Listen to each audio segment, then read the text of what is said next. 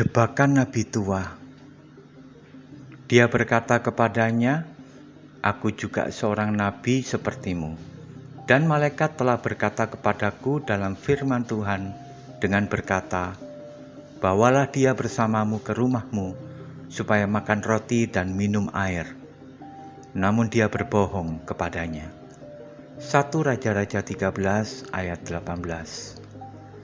Kisah yang terdapat di pasal ini mungkin tidak terlalu sering kita dengar, bahkan di mimbar khotbah pun jarang dibicarakan.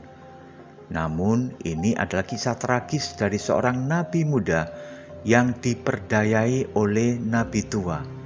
Sebab setelah menyampaikan firman kepada Raja Yerobeam, nabi muda ini diperintahkan Tuhan untuk tidak makan dan minum sepanjang perjalanan dan tidak kembali di jalan yang sama. Bahkan nabi muda dari suku Yehuda ini berkata kepada Raja Yerobeam, meskipun ia diberikan separuh dari kerajaan yang dimilikinya, ia tetap tidak akan melanggar titah Tuhan.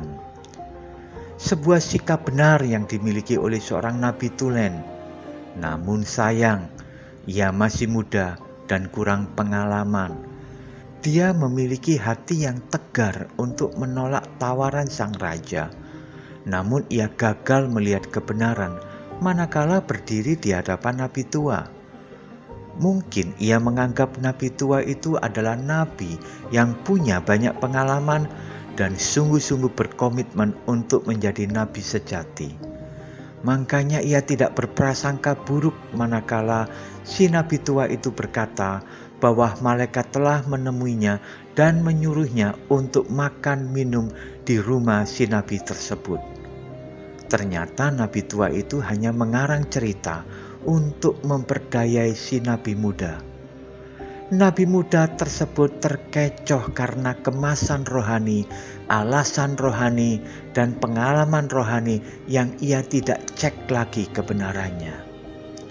Dan karena tipuan tersebut, maka nabi muda itu makan dan minum di rumah nabi tua, dan itu merupakan pelanggaran terhadap firman Tuhan. Maka hukuman Tuhan datang kepada nabi muda tersebut. Zaman sekarang ini banyak orang Kristen yang malas belajar Alkitab dan menggali kebenarannya karena terlalu mengandalkan kepada para rohaniawan yang belum tentu hidupnya konsisten melakukan firman Tuhan.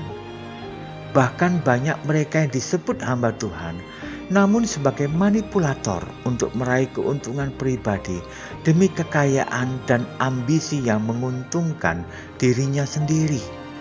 Makanya banyak nubuatan dan mimpi yang katanya dari sorga yang diobral di dalam gereja.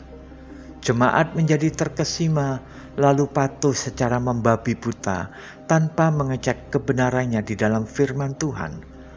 Akhirnya banyak yang diperdayai dan mereka yang sadar telah diperdayai lalu kecewa kepada Tuhan.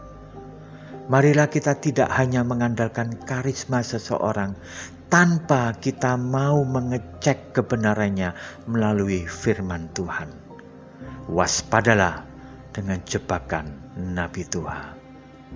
Tuhan Yesus memberkati kita semua. Amin.